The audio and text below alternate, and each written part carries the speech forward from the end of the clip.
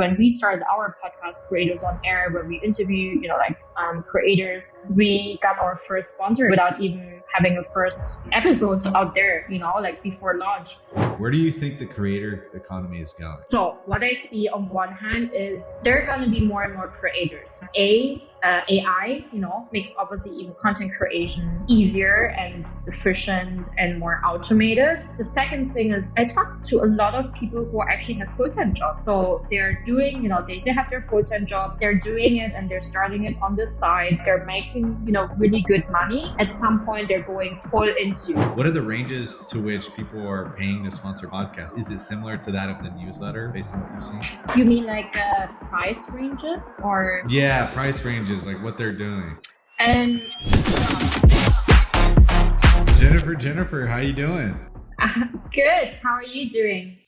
Good. Jen, I would love to hear from you. So passion fruit, amazing, right? For people that are listening, it allows you to create a storefront to easily get, how I would describe it, to easily get sponsorships for your newsletter or your podcast, right? So a live link, here's my link, here's how much my stuff costs, go ahead and pay me and we'll schedule something. I just signed up, so I'm super excited. But would love to hear, obviously this is very creator focused. Give us the backstory of this, Jen. I'd love to hear it and kind of what insights led to what you're doing now. Sure.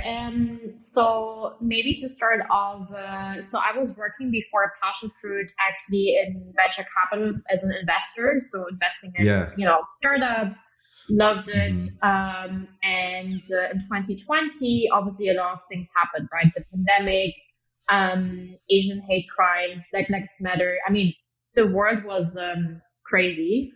And I think for me, and, I would be curious to hear your story on how you started to, or why you started to create content. But for me, it was really about making sense of the world and what was kind of going on. And I found it in actually creating content. So I started to write.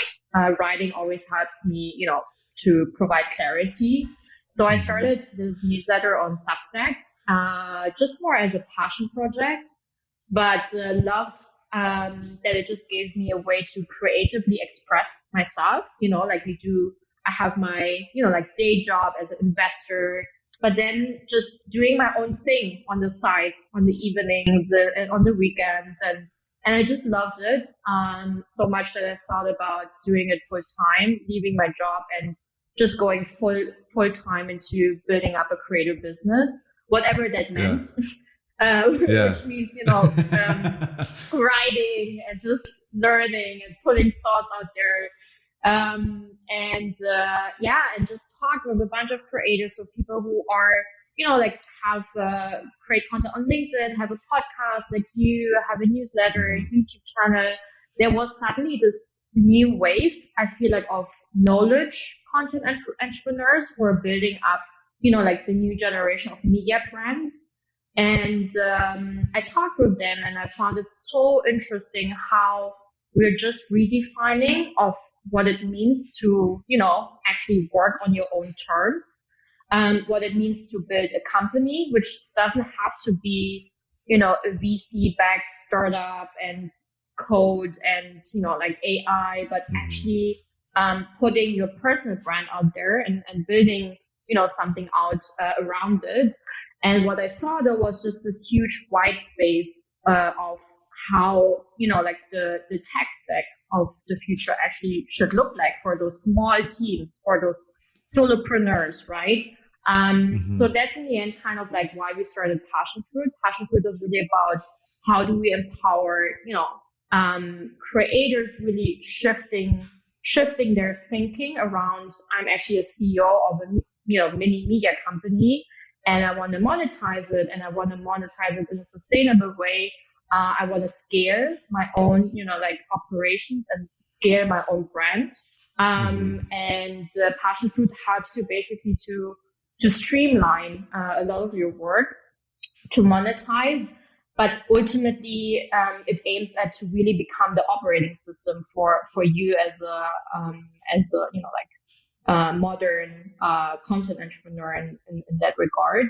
So that's kind of the backstory of how we actually founded Passion Fruit. Yeah. And you have I'm looking at your site. You have like some of the biggest creators. You have like the superhuman Hmm. folks, Yeah.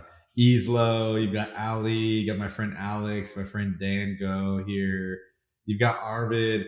You got like some of the biggest creators using passion fruit, which is like freaking awesome. So how like I want to talk through like how did you get through the cold start problem, Jen, in terms of getting traction? Like what walk us through that. Yeah, I mean, what they say is also how it works. Like, do the things that don't scale. So, I mean, in the beginning, it was mainly we've done a tons of user research, right? Before even writing the first line of code, it was really just about understanding deeply the problems of creators. So, in Mm-hmm. the beginning, was really more about understanding, like their pains, their issues, etc., yada yada. And at some point, we had this first group though of creators, right? Which we, were in contact with, started to show design, started to show our prototype. So from there, it was, it is a lot of like direct outreach. So reaching out to like identifying the right type of creators that could actually fit, like to passion fruit and what we offer, that understand kind of Mm-hmm. the value proposition. I think that's kind of important. So a lot of them, were on Twitter, LinkedIn, but I would say actually Mm-hmm. Twitter is kind of like our biggest channel. So we reached out to them, and then suddenly the growth loop started, right? So suddenly creators obviously shared, like, hey, I'm using this awesome tool called Passion Fruit. You should also use it. So I think that's the powerful thing, though. Once you have, like the first set of creators, that if you build a good product and you do a lot of things that don't scale in the beginning, that the growth loop at some point does start though, because obviously creators have, like their own Mm-hmm. audiences as well. So again, like direct outreach, doing a lot of things that don't scale in that regard, having a first set of like early believers that then also spread the word for you. And then for passion fruit, it is a lot about in that regard, product led growth as well. So you see how Superhuman is using passion fruit. They're sharing it, on their newsletter. So that's in the end also how a lot of our users actually then sign up, because they hear about or they see, Mm. people like Superhuman linking it then in their newsletter. Yeah. Wow. Okay. Got it. Yeah. Which is awesome because as they share their link in their newsletter, you get people's eyeballs on passion fruit and Yeah. use that as kind of a growth channel, which is awesome. Yeah. To make your own thing. Wow. Awesome. Awesome. And with you, like what I'd love to hear from you, Jen, is like, where do you think the creator economy is going? Right. And why I ask that is because becoming a creator is like freaking hard. Like building a business to live off of as a creator, right? As a full-time creator. I mean, I've been doing it for a few years, right? And it's like very difficult. Like you have to be like on point. You have to be there every day. It takes a lot of discipline. It takes a lot of iteration. It takes a lot of experimentation. And um, like I think there's two sides that people have, right? Which is like one, the creator economy is going to be this huge, massive thing, right? And like creators are going to be, the main, be able to create their own businesses, and it's going to be a huge thing. And then there's another side of it, which is like people think it's way too hard for most individuals if they want to say, "Hey, I want to be a creator." It's easier just to get a job, right? So, you're most likely bullish on it because you probably wouldn't have built something there. But tell us a little bit of where you think it's headed, because that's what I'm curious of, right? Like where you think this is going to head in the next 1 to 5 years. Yeah, for sure. I mean, I think what is, I'm talking every day to creators, right? And the Yeah. stories I hear are so diverse, and the people I talk to are at different, stages in their kind of creator life cycle. So what I see on one hand is there are going to be more and more creators. AI, makes obviously even content creation easier and Mm-hmm. efficient and more automated. So we do see already that a lot of people are actually leveraging that. So that's one trend I see. The second thing is I talk to a lot of people who actually have full-time jobs. So they're doing, they still have their full-time job. They're doing it and they're starting it on the side. They're making, really good money. At some point, they're going full into. So they're, you know, balancing basically that risk out. Sure, it is hard, but basically they have still kind of the safety net, right, through of their corporate or their full-time job, and then at some point they're doing it full time with the money they have. They're starting actually to hire someone in to do some of the partnership stuff. They have an assistant, they have a sales manager. They're building like, many teams around them, which helps to make just the whole journey easier. That's kind of what you mentioned. I think you need to have at some point kind of like either, through AI or like through human resources, kind of things that are being, like taken care of. That's a second trend, or that's the second thing I'm seeing. And I still do believe that a lot of creators can build, like businesses. That's what we've been seeing even in the past month. A lot of creators start with passion fruit, and then at some point say, I'm actually now, making 5-6 digits per week, per month. I'm quitting my full-time job and I'm doing it now full time, and I'm having a business now. So that's definitely something we're seeing more and more of. It's just I completely understand that it's a very hard journey as well. But again, I think that's why it's important to have kind of like the right people or even the right tools around you, so that it becomes still, easier, at least like partially.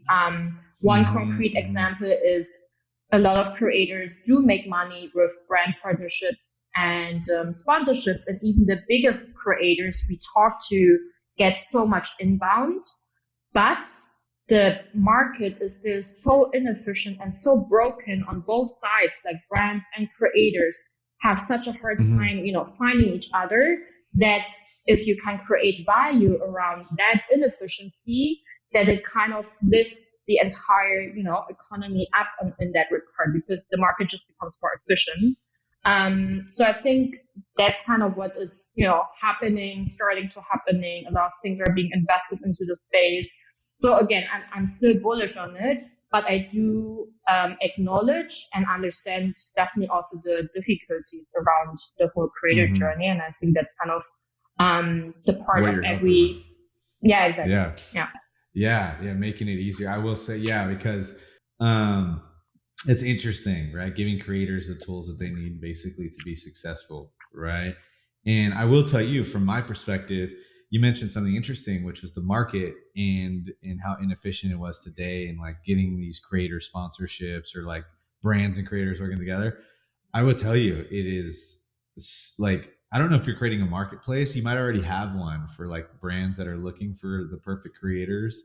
I don't know if how much you've streamlined it yet, but that is something interesting there, right? That marketplace. And I know there's a lot of people trying to do it, but really, like, finding the right brands is hard, because me as a creator, I have a newsletter, right, which is what, 26K, 27K.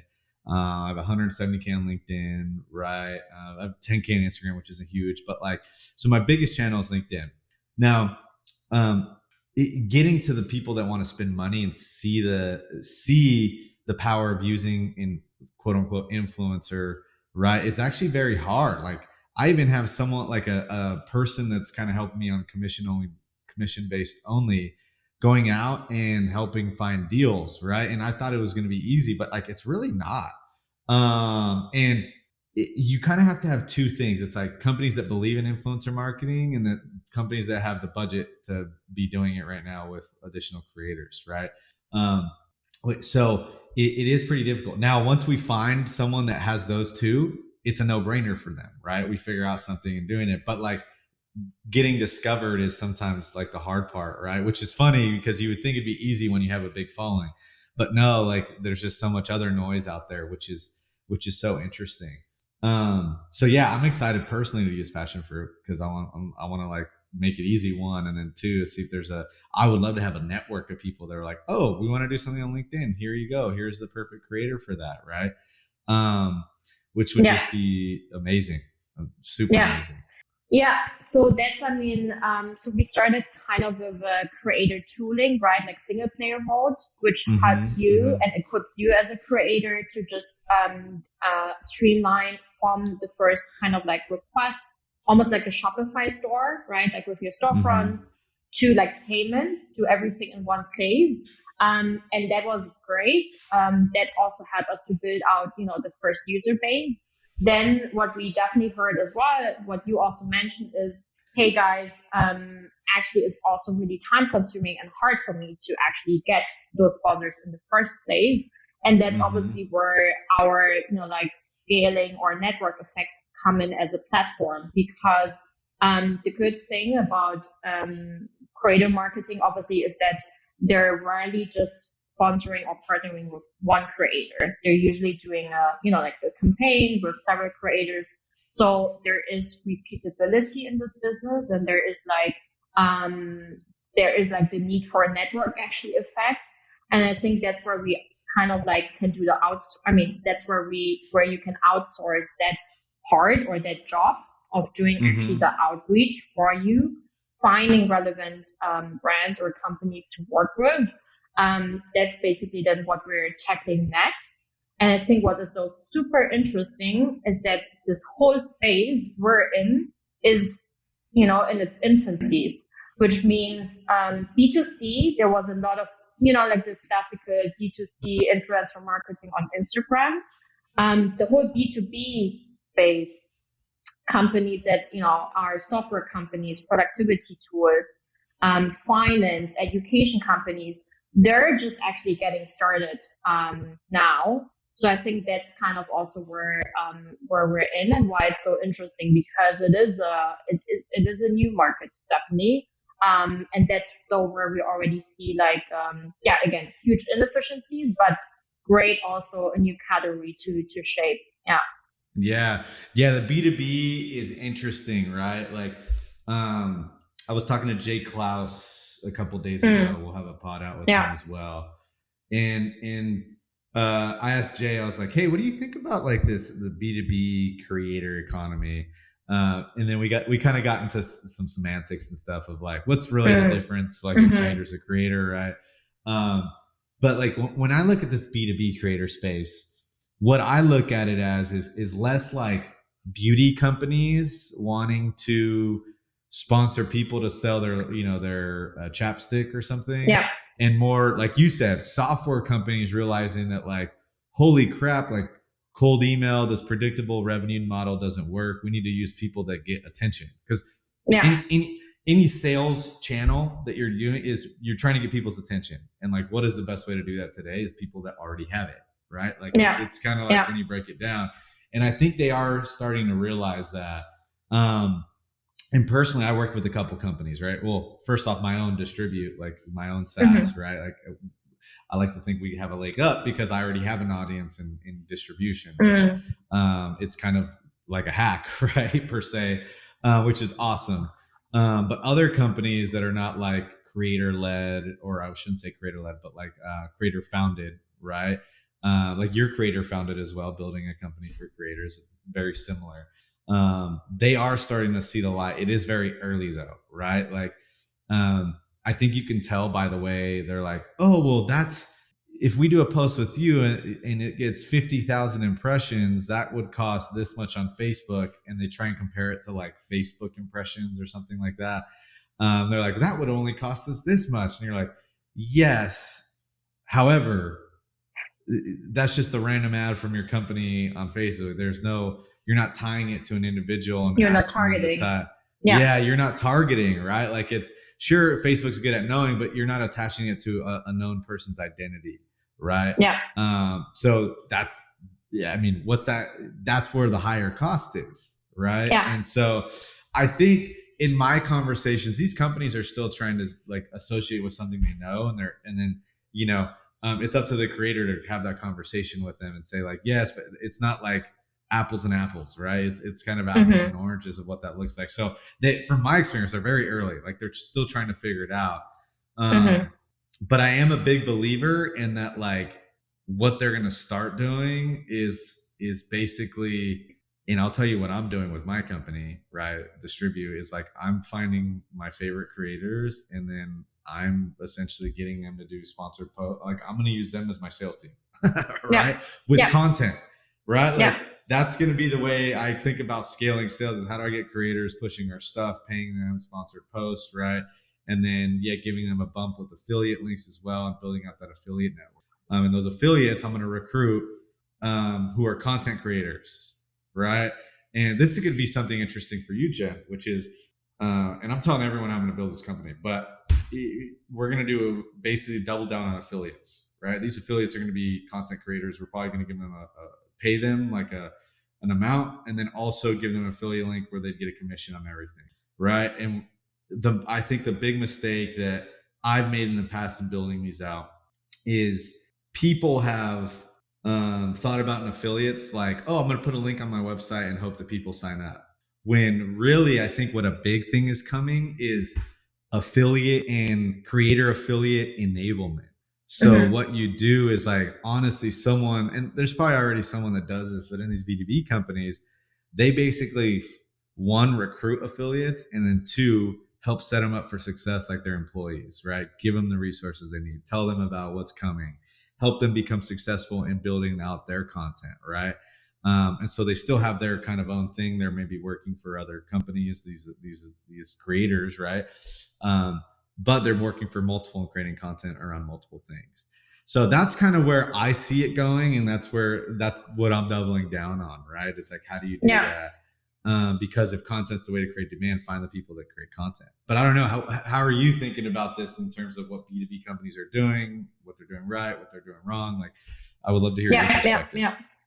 Yeah, no, totally. I mean, I think what's really cool is that we have hundreds of B2B companies actually even joined our Passion Fruit Partner Network. So we do see on a day-to-day level, what type of companies are basically interested in and getting it and how they work, what they need, what is, like their Mm-hmm. pain. So we're sitting on the tons of insight there. I think the focus previously was really around how do we build a tool or product that is really for creators, because we still believe that that's the right way to build the product, because otherwise a lot of products or platforms or even marketplaces out there were really built in mind for enterprises. So you just create a bunch of like LinkedIn profiles, SaaS. I mean, companies can just pay a SaaS fee for that and then just find creators that might fit or influencers, and that's kind of it.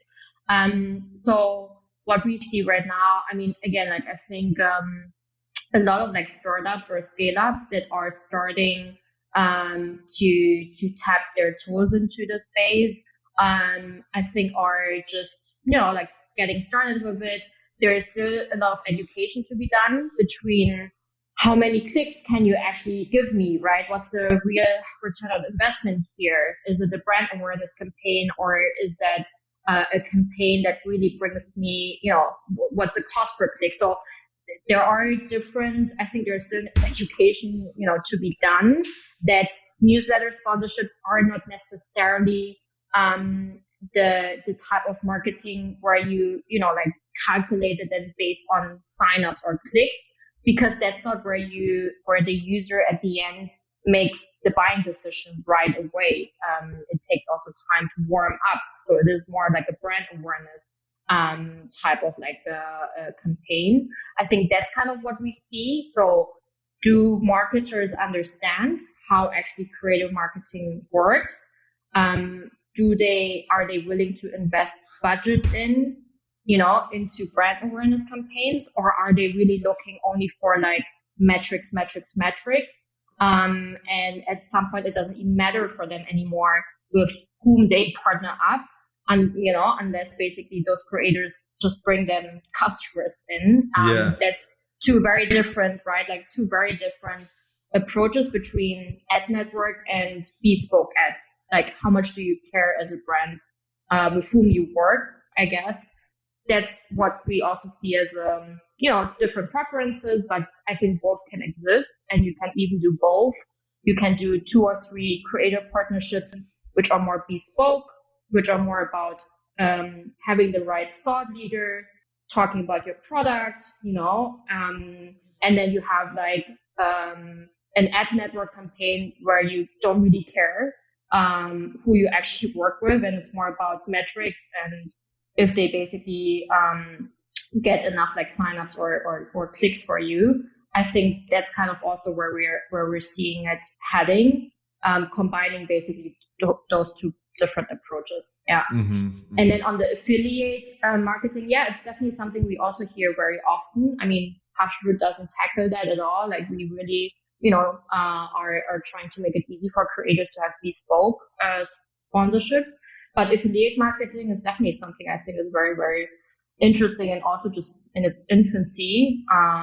So a lot of actually marketers do want, I mean, it's more though wanted by marketers, I feel, less by creators. Yeah. They still prefer flat fees. That's the problem, I think. Yeah.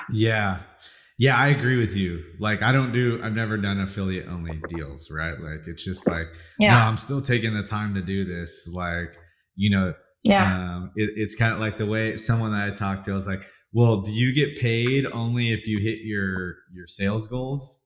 Right? Like, no, you still get a flat fee, right? Like you're still getting paid and then you have your bonuses. That's the same way, right? So I think a lot of companies make that mistake. And they're trying to do this affiliate only creator thing, and they're going to figure out that's not the way to do it. Like anyone that ever asks, like reaches out, I'm like, nope. I'm like, it could be 50% or whatever, but which is great. But I'm like, sure, the 50% sounds great, but I would still love a flat fee. Like do both, because I can't control the messaging that you want me to use and all that. And like, it's not going to be exactly what my brand is about. And like, you can get it close, but it's not like people can tell I can't control if they're going to buy your stuff or not. And there's so many factors I don't have control over, like the landing page to where you ask people to sign up. I don't have control over how good that is, right? And if it converts or not, to get that affiliate actual fee, right? Like it's the stuff that I can't get. So I think this comes back to it's in its infancy, so people are starting to figure it out. But let me ask you, who do you think is doing this kind of creator influencer marketing super well right now? I'm sure you see a lot of people booking creators on Passion Fruit, right? And so who do you think are like the top 2 or 3 companies that other people should model? I mean, I think Notion obviously is actually doing really well on that. So they're investing a lot into specifically like, for example, creators on YouTube, who are producing like content on studying, productivity, lifestyle. So I think they actually work with a lot of creators. Then we also have actually a lot of AI companies from like the past month. They all went into creator marketing straight away. That was one of their main actually channels, which was super, super interesting because there are also so many people who are, writing about AI, creating posts about AI, creating Twitter threads about AI. So I think View AI had a couple of campaigns on YouTube, but also on Twitter and newsletters. They actually went full into creative marketing. So I think they're also a good example. And then who else? Superhuman actually also did softwares. So actually a bunch of like startups in the software productivity space are doing it pretty well and experimenting also with different platforms and with different type of creators. Yeah, I love Notion. That's who I was thinking too, because Notion, they kind of broke all the rules, right? Like they like from a B2B SaaS. Well, they're kind of they're mostly actually B2C, I would say, but they're a software company, right? And they went to, I think TikTok was like their main channel for growth, right? And like they went there and they owned it, and I was like, wow, this is like amazing. Like Yeah. Yeah. they had everyone creating stuff about Notion. Obviously, Easlow's on your Yeah. using passion fruit, but yeah, I mean, they Yeah. had people like Easlow. I wonder how much they pay him. I'd be interested to see that to do it, or if I think he might do a lot of it for free because he's just a Notion geek, Yeah. right? But uh, Exactly. Yeah. yeah, that's his Yeah. thing. But yeah, they broke the rules and they're like, oh, let's go to TikTok. When most people were like, oh no, TikTok is for dancing or whatever the heck most people thought about it as, right? And that was like Notion's major growth channel over the past few years, which is just crazy to me. Yeah. So I was pumped about that. I'm excited to see what other kind of creator influencer channels other people use. Mine is LinkedIn, right? So I'm gonna try and create like Mm-hmm.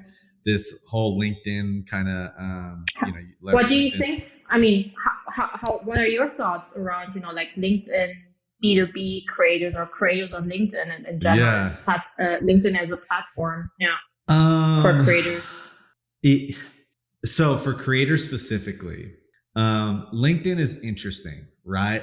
Interesting because if you look at the algorithm of LinkedIn, they've had the same algorithm type for a while where it was like a for you feed and that was the main feed, right? Like for you.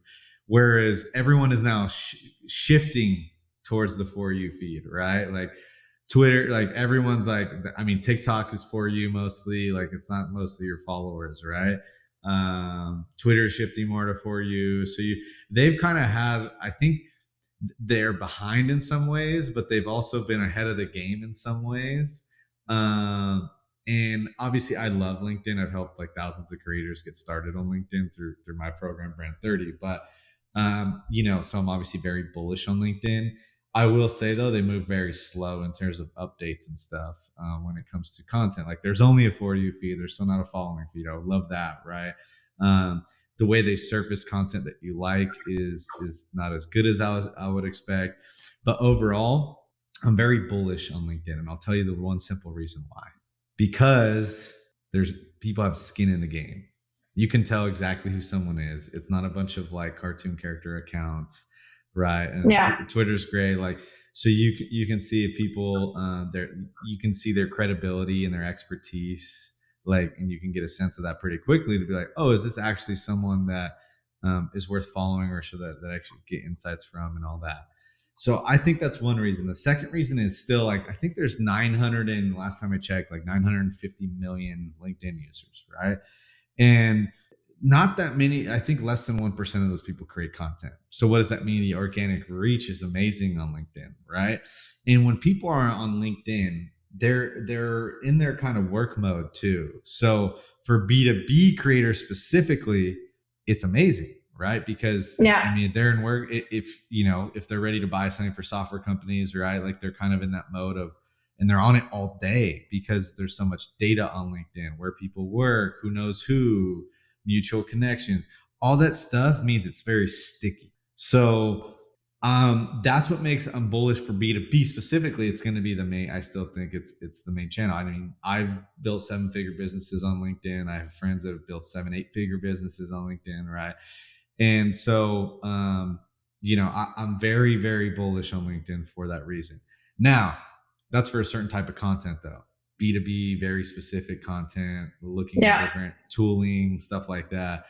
However, the half life of LinkedIn is very small, right? Like if I make a post, that post is dead in 4 days, right? 3 days. If it goes viral in a week, you'll never see it again. People won't ever see it again, most likely.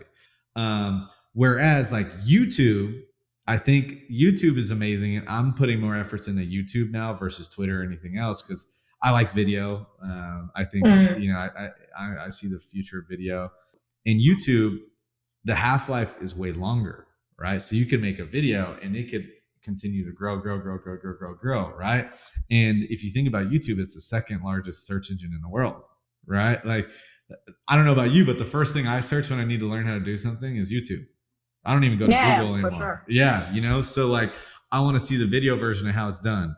And so that's where I'm also bullish on YouTube because you could do long form. They have shorts as well, right? And so, and the half life is pretty long on YouTube, which is what I like, right? If it's useful information. So Yeah, overall LinkedIn, I'm very bullish on it. I think they'll Yeah, continue to make it better. same. It'll take Yeah, time. They'll learn from everyone else's mistakes. I think on optimizing and yeah, trying to build the perfect thing. And they definitely yeah, live by the like, if it's not broken, don't fix it. Like for mentality, sure. LinkedIn. And a Yeah, lot of it's funny because a lot of people used to hate on LinkedIn on Twitter. You've probably seen that, right? They're like, yeah, LinkedIn is yeah. garbage. The The content cringe sucks. post. Yeah, Yeah, yeah. they cringe. And sure, there's people that do those, but um, I look at Twitter as like a great place to like make new friends and like see what people are about, and then LinkedIn as a way to like monetize and do right. And Yeah, so, yeah, yeah. um, I agree. I think, there's definitely a high density of, like buyers and decision makers. yeah, So what you also mentioned around people actually, working or being in working mode, and also you see where they work, what type of work they do.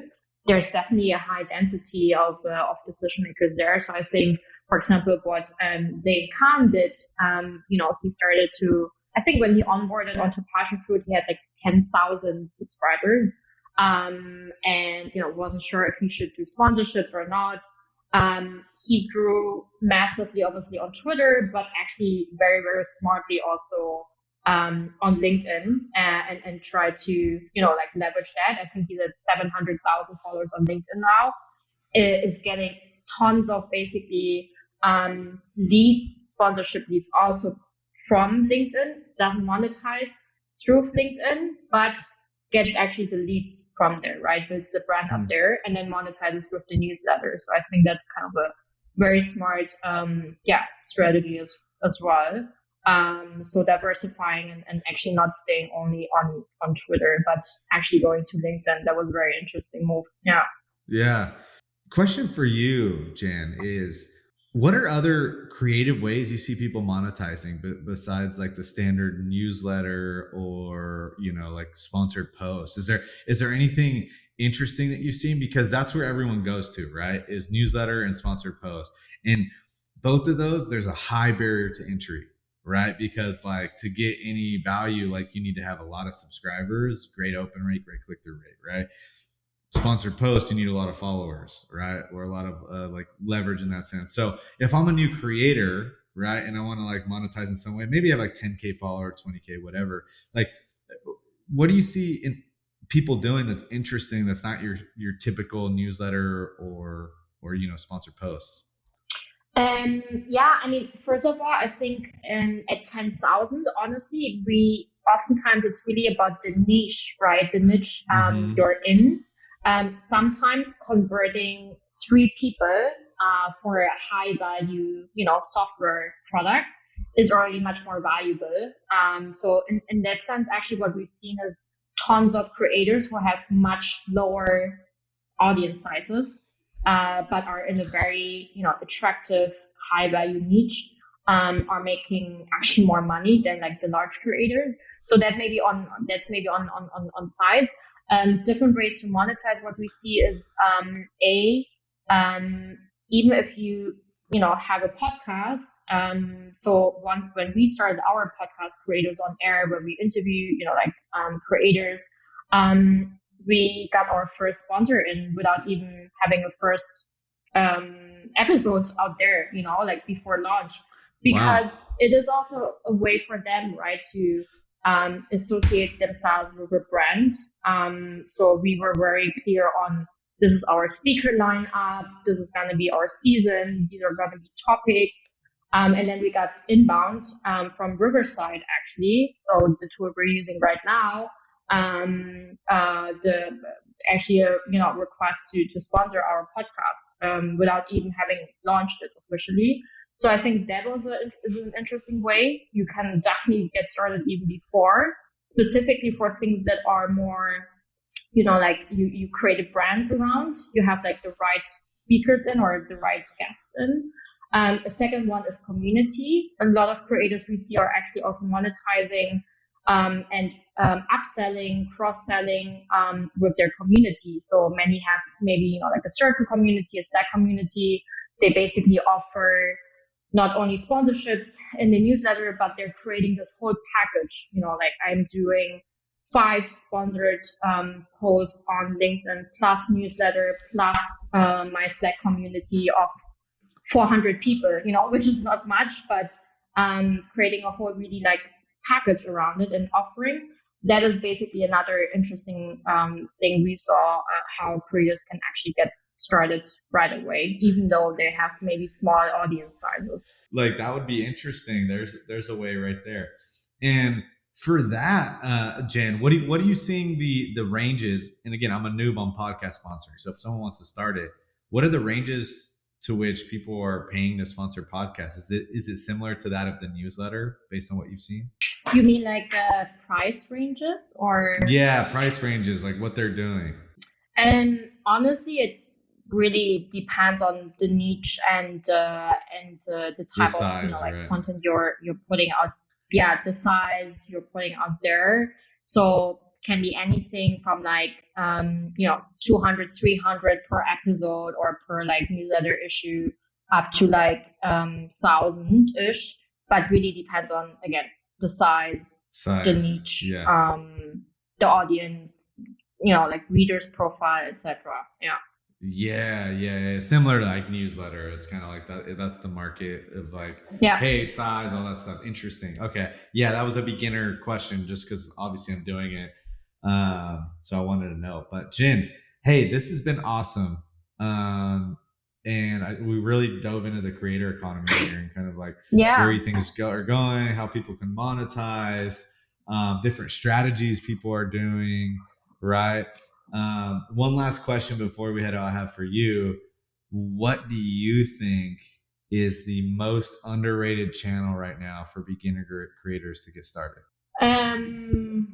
It's a good one. I mean, so I need to obviously also promote our own. So we have a Creators on Air podcast, which is amazing because it is a YouTube channel plus also podcast that actually interviews creators who share their journey and their experiences from monetization, growth across different platforms. So that one is definitely underrated, but highly appreciated by many creators.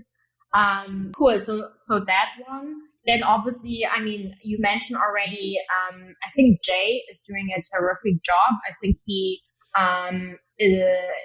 ramped up or stepped up a lot of his YouTube and game on creator science. So I think that one is definitely great also to learn from. And then there's a newsletter, which is called Growth in Reverse. I think that one is also really great, where basically there are deep dives around how creators grew actually to a certain size. And they're really like breaking it down. And I think the writer spends 20 hours researching basically that and sharing super insightful content. Yeah. Wow. Okay. Well, you heard it, folks. Nice. Well, thank you so much, Jen. It's been amazing. Yeah. Thank you so much.